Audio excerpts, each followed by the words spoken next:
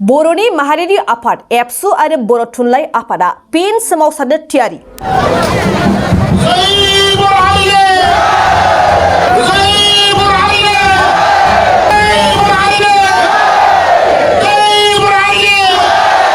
सोलिफु दाननि फैगौ 9 जुनाव आसाम नाङैनो फरायसालिफोराव खुगायाव गोसोम जि खानानै सोमावसारगोन आरो फैगौ 15 जुनाव आसाम नाङैनो 2 घन्टा धरना होगोन एबसु आरो बर' थुनलाइ आफादा।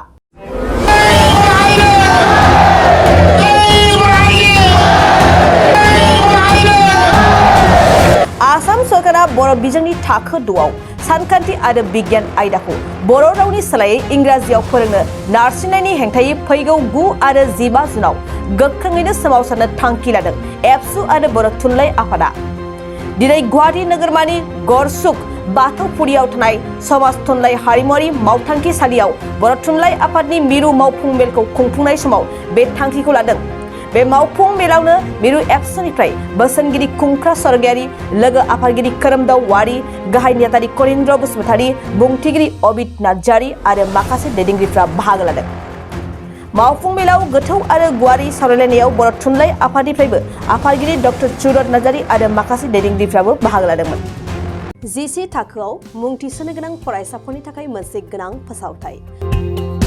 क'क्राझार दा रिलेटिभ पाब्लिक स्कुलाव थाखो 11 सिम मुं थिसननाया सोलिगासिनो। साइन्स आरो आर्ट्स मोन्नैबो आयदायाव थाखो 11 नि मुं थिसननाया सोलिगासिनो।